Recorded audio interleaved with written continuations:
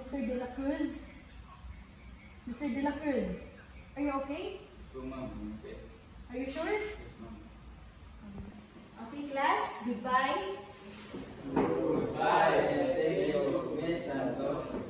Ay, oops, don't forget your assignment and study for tomorrow because we will have a long quiz. Okay, goodbye. Goodbye, ma'am.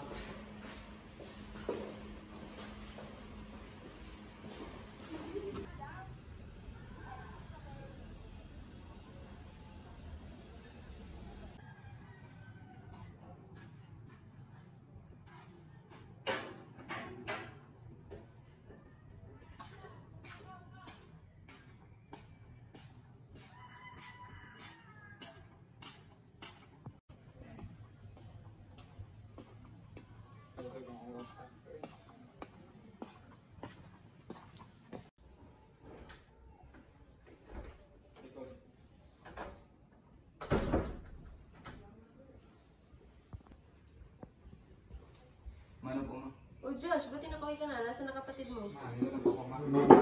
Oh Mark, kumusta pag-aaral? Mabuti naman, ma'am.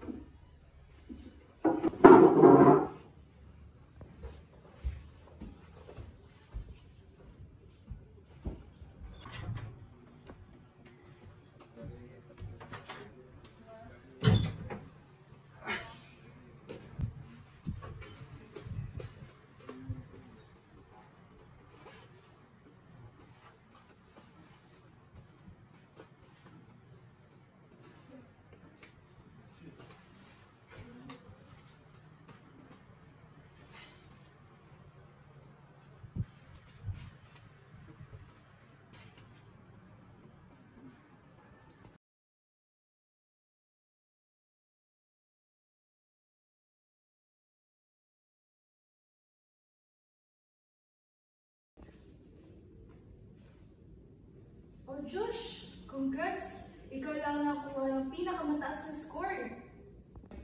Thank you po, ma'am.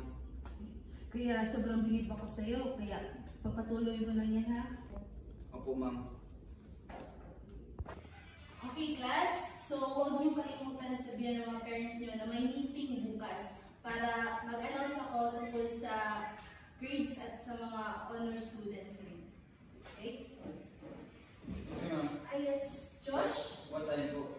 Sorry, I forgot. So, it's 1 o'clock in the afternoon. And no more questions? Okay, guys. Dismiss. Goodbye. Goodbye, ma'am.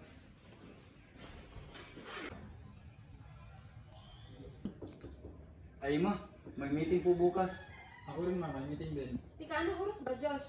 1 o'clock in the afternoon po, ma.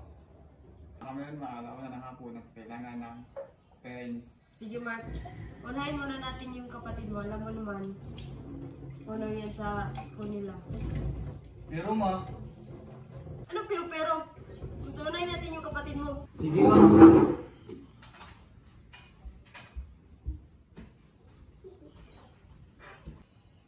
Anong nangyari doon? Iwan ko.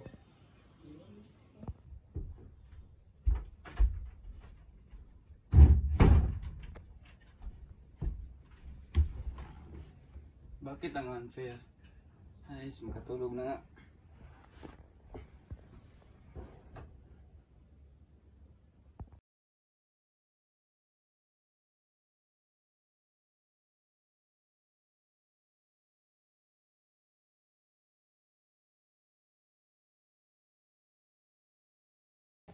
Okay. To all parents and students, so I have here the list of honors.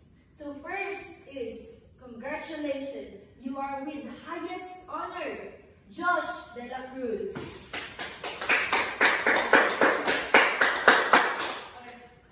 Congratulations, Josh. Thank you po, ma'am. Oh, asan yung parents mo? Busy po sila, ma'am.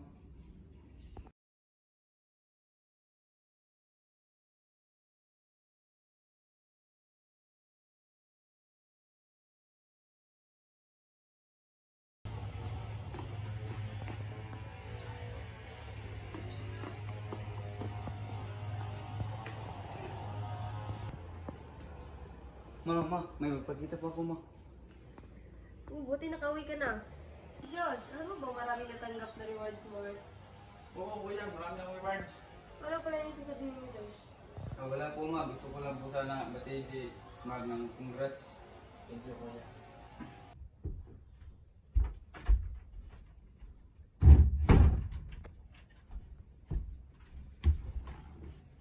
Bakit ang unfair? Ay, makatulog na nga.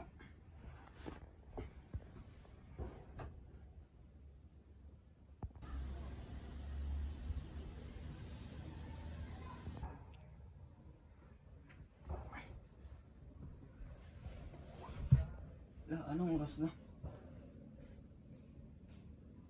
Malilit na ako.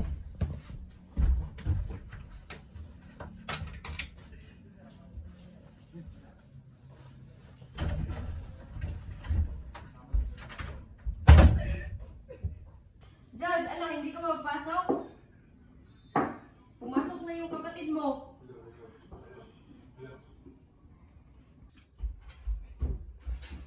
Maalis na po ako ma. Ano, hindi ka ba kakain? Busog po ako ma.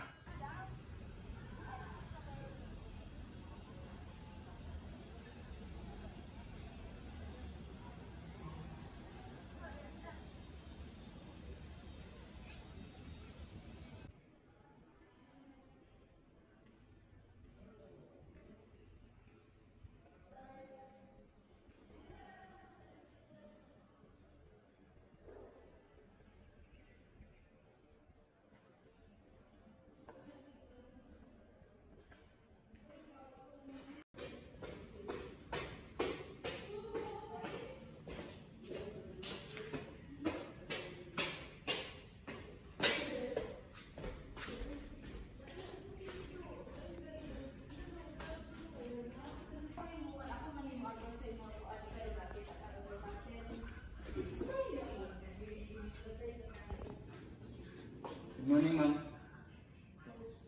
Okay, have a seat.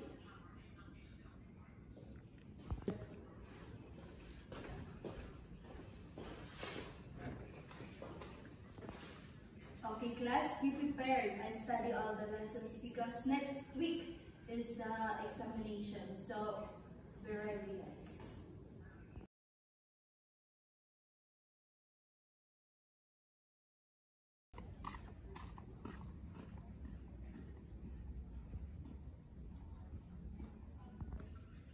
Oh, Josh, bakit bumababa yung score mo sa exam? Nag-study ka ba? Po, ma'am. So, bakit ganitong score mo? Hindi ito pasado. Sorry po, ma'am. Mabaway po ako. Aba, dapat lang, Josh. Kapag meron kang pangarap, edi pagbutihan yung pag-aaral. Huwag mong pababayaan. Okay, class? You may now dismiss.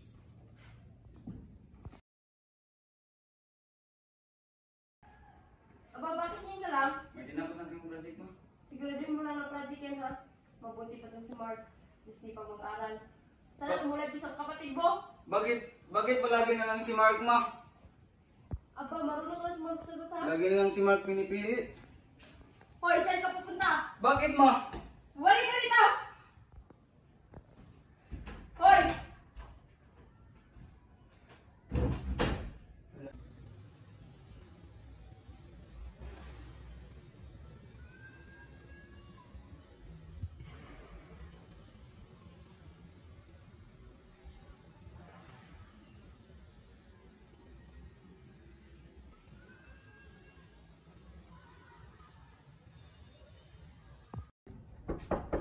Tao po. Tao po. Ano po yun? Dito po ba yung bahay ni Josh? Opo, ako po yung mama niya. Ay, magandang umaga po, Mrs. De La Cruz. Meron po si Josh. Wala dito. Halika, pasok ka muna. Opo. Halika, tuloy ka. Magandang umaga po. Upo ka. Napansin ko kasi hindi na pumapasok si Josh at sa ibang mga subject ay malilate raw siya. So, meron ba siyang nasabi sa inyo man lang kung anong problema niya? Wala naman siyang sinasabi sa akin kasi parati naman siyang lumalabas ng bahay. Hindi ko naman alam na hindi pa siya pupunta ng school. I think meron siyang pinagdaan ng masama bro.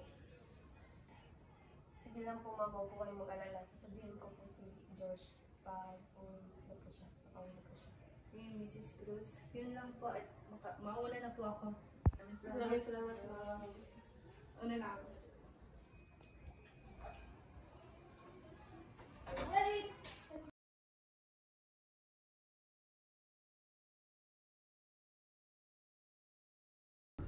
Bakit ngayon ka lang? Hindi ka man lang nakaabot sa iyong guro. Bakit ito lang, ma?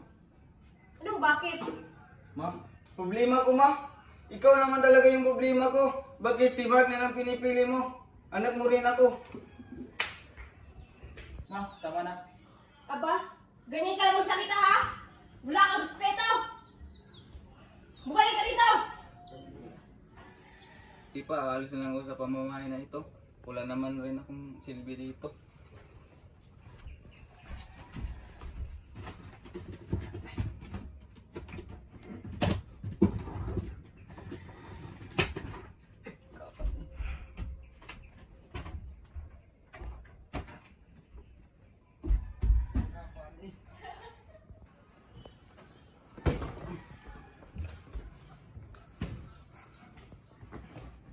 Mabuti yan! Mabuti pa, alis ka lang dito. Wala ka naman silbi dito.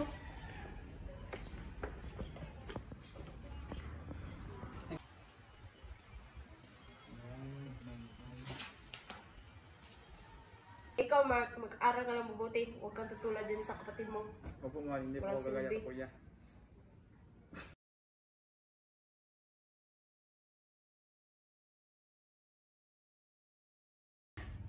Ma, si kuya. Bakit? O ano yan? Si Josh ba yan? Oo ma, si kuya yan. Talaga ba? Nakagraduate na siya?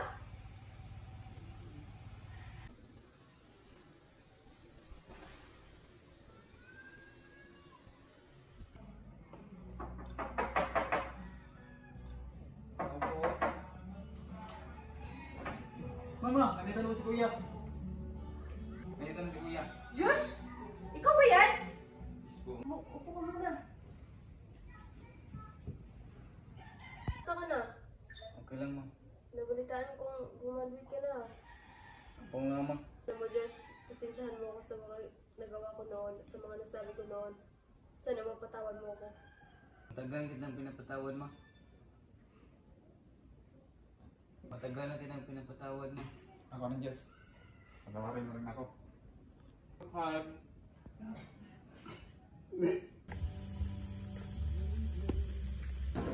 Totoo pala yung kasabihan na kapag may itinanim, may aanihin. Kaya huwag nating sayangin ang pagkakataon na makapag-aral kahit gaano pa kahirap ang buhay. At maraming pagsubok ay hindi ito makakahadlang sa iyong pag-aaral. Kaya patuloy lang para sa pangarap.